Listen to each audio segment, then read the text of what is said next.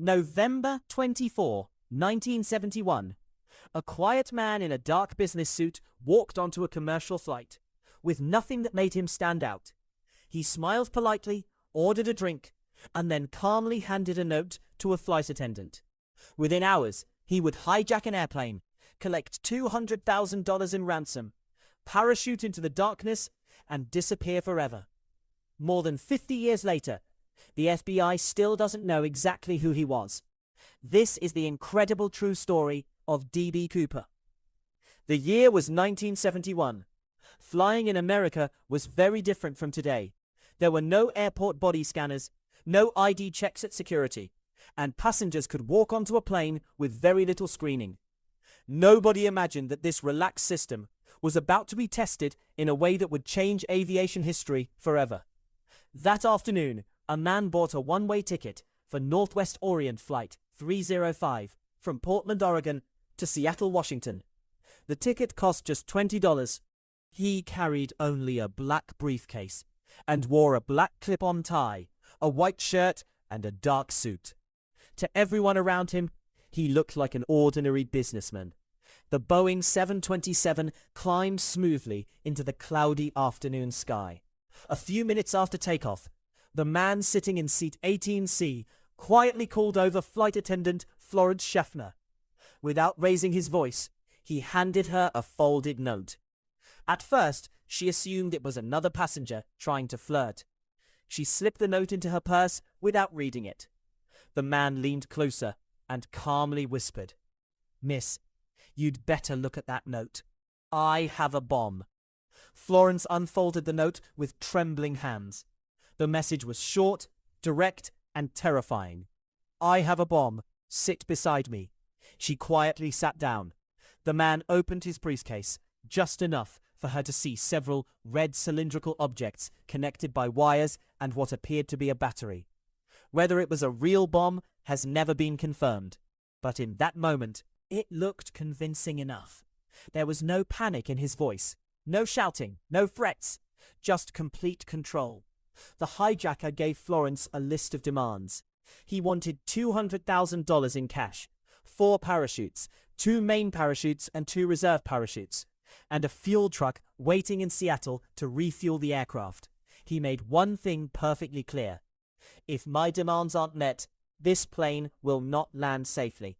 The cockpit was informed immediately, and within minutes, the FBI and airline officials were racing against time. What shocked investigators later was Cooper's behavior. He wasn't angry. He wasn't nervous. He ordered a bourbon and soda, paid for his drink, and even remained polite to the flight attendants. Passengers had no idea that they were sitting just a few rows away from one of the most mysterious criminals in American history. As Flight 305 circled in the sky to give authorities time, police officers, FBI agents, and airline executives gathered at Seattle T. Banks quickly collected the ransom money, 10,000 $20 bills. Before handing over the cash, investigators carefully photographed every serial number, hoping the money might one day lead them to the hijacker. They believed this operation would end with an arrest. They were wrong. At approximately 5:45 p.m., Flight 305 finally landed at Seattle-Tacoma International Airport. The cabin lights remained dim, and the aircraft taxied to a remote section of the runway. Following Cooper's instructions, the engines stayed running. No police vehicles approached the plane. Every movement was carefully controlled. One by one, airline employees delivered the ransom money and the 4 parachutes. Cooper calmly counted the bags and confirmed that everything he had requested was on board. Once he received the money, Cooper kept his promise. He ordered all 36 passengers to leave the aircraft, along with 2 flight attendants. Not a single passenger had been harmed.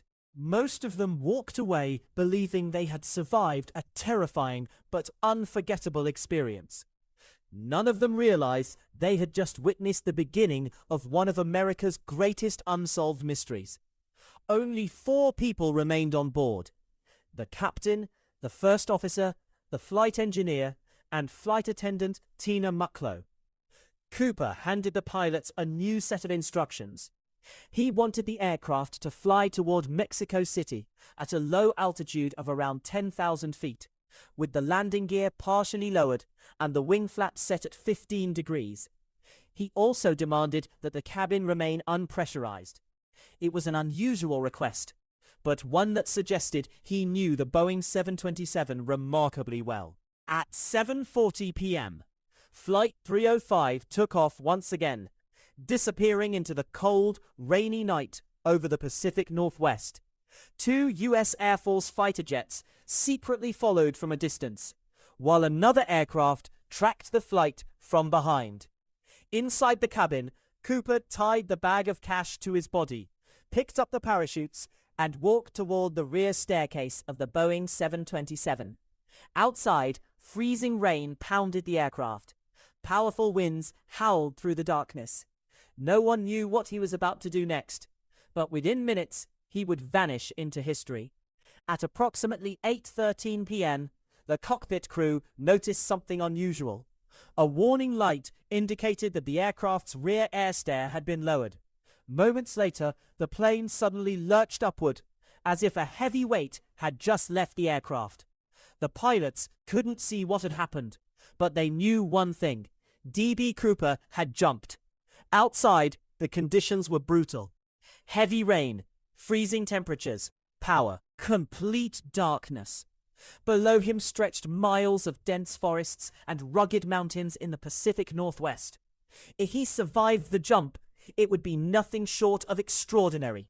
As soon as the aircraft landed safely in Reno, Nevada, FBI agents rushed on board. They searched every inch of the cabin. Cooper was gone. The only things he had left behind were a black clip-on tie, a tie clip, and a few fingerprints. The ransom money and the man who took it had completely vanished. Within hours, hundreds of FBI agents, police officers, helicopters, and military personnel launched one of the largest manhunts in American history. Investigators believed Cooper had landed somewhere near the forests of southwest Washington. For weeks, search teams combed mountains, rivers, and dense woodland. Helicopters flew overhead. Dogs searched the ground. Divers explored nearby rivers. But there was no body, no parachute, and no bag filled with cash. It was as if Cooper had disappeared without leaving a trace. Months turned into years. The FBI interviewed hundreds of suspects. Professional skydivers, former soldiers, pilots, and criminals were all investigated. Every promising lead eventually reached a dead end. Then, in 1980, nearly 9 years after the hijacking, an 8-year-old boy named Brian Ingram made a shocking discovery while vacationing with his family along the Columbia River. Buried beneath the sand were bundles of decaying $20 bills. When investigators checked the serial numbers, they matched the ransom money from Flight 305. It was the first, and remains the only, confirmed piece of Cooper ransom. Many investigators believed Cooper never survived the jump. Think about the conditions. It was a cold November night. Rain was falling. Winds reached dangerous speeds. He jumped into unfamiliar wilderness, carrying a heavy bag of cash. He wore a business suit and loafers, not clothing designed for a survival jump. To many FBI agents, the conclusion seemed obvious. He couldn't have made it. But there was one problem. No body was ever found. Over the years, the FBI investigated hundreds of people. Some were military veterans. Others were experienced parachutists. A few even confessed to being D.B. Cooper. One of the best-known suspects was Richard Floyd McCoy Jr., a helicopter pilot and skilled skydiver who carried out a similar hijacking just a few months later. But investigators eventually ruled him out because key evidence and the timeline didn't match. Another widely discussed suspect was Kenneth Christensen, a former paratrooper who worked for Northwestern. His background seemed to fit parts of the mystery, but no conclusive evidence ever linked him to the crime. Decades later, forensic science had advanced dramatically. Scientists re-examined Cooper's black clip-on tie, hoping modern DNA testing could finally reveal his identity. Microscopic particles found on the tie suggested he may have worked in an industrial or aerospace-related environment. It was an intriguing clue, but not enough to identify a single person with certainty. The mystery remained unsolved. After more than 4 decades of investigation, thousands of interviews, and countless hours of searching, the FBI made a historic decision. In 2016, the agency officially suspended its active investigation into the D.B. Cooper case so it could focus resources on newer priorities. But the case was never solved.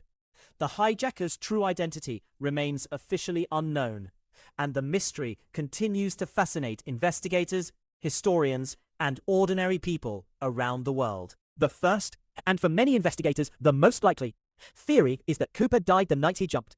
He leaped into a freezing storm with limited visibility, carrying nearly 21 pounds of cash strapped to his body. The rugged forests, steep hills, and icy rivers below offered almost no chance of survival for someone who missed a safe landing. Supporters of this theory argue that if Cooper had survived with the ransom money, some trace of his new life would have eventually appeared. But it never did. No body, no parachute, no confirmed sightings. Others believe D.B. Cooper was no ordinary criminal. They argue that he carefully studied the Boeing 727, understood parachuting, and planned every detail months in advance. He requested 4 parachutes instead of 1, leading authorities to think he might force a hostage to jump with him. That decision discouraged officials from sabotaging the equipment. To some, it was proof that Cooper was always several steps ahead. If this theory is true, he landed safely, disappeared into the wilderness, and started a completely new life under a different identity. The discovery of ransom money along the Columbia River created more questions than answers. How did the cash end up buried beneath layers of sand? Was it carried there by the river over time? Did Cooper lose part of the ransom during the jump? Or did someone place it there years later? Despite decades of scientific analysis, no explanation has answered every question. Instead of solving the mystery, the money only made it deeper. As the years passed, D.B. Cooper became more than an unsolved criminal case. Books, documentaries, podcasts, and Hollywood films explored his story. Amateur investigators searched for clues, while online communities debated every piece of evidence. For some, he was a fearless outlaw. For others, he was simply a dangerous hijacker who put innocent lives at risk. Whatever the truth may be, one fact remains. His story became part of American history. Even after the FBI suspended its active investigation in 2016, the mystery refused to disappear. Independent researchers continued studying old evidence. Retired detectives revisited witness statements. New documentaries introduced the case to a new generation. More than 5 decades later, one simple question still remains unanswered. Who was D.B. Cooper? Investigators recovered Cooper's clip-on tie clip, and a few physical traces from the aircraft. They found a small portion of the ransom money years later, but they never found the parachute. They never found the briefcase. They never found the rest of the ransom money, and they never confirmed Cooper's true identity. Every missing piece made the puzzle even more difficult to solve. Most crimes leave behind clear answers. This one left only questions. There were no security cameras inside airports, no mobile phone records, no digital trail. Just eyewitness accounts, a handful of clues, and decades of speculation. For many historians, the D.B. Cooper hijacking represents the end of an era, when air travel was built largely on trust rather than strict security. The hijacking changed aviation forever. In the years that followed, airport security became much stricter. Passenger screening improved. Baggage checks became more thorough, and Boeing even developed a safety device, later nicknamed the Cooper vane, to prevent the rear stairs of a Boeing 727 from being lowered during flight. One man's actions permanently changed how America protects its skies. Did D.B. Cooper die in the wilderness on that stormy night? Or did he quietly walk away, carrying thousands of dollars and the greatest secret of his life? No one can answer that question with certainty. Perhaps the truth disappeared with him into the darkness. Some mysteries are solved by science. Others are solved by time. But a few become legends. The story of D.B. Cooper is one of those legends. A mystery that has challenged investigators, inspired writers, and fascinated millions around the world for more than 50 years, until new evidence is discovered. The man who boarded Flight 305 on November 24, 1971, remains one of the greatest unsolved mysteries in American history. The question isn't just who D.B. Cooper was. It's whether the truth will ever be found.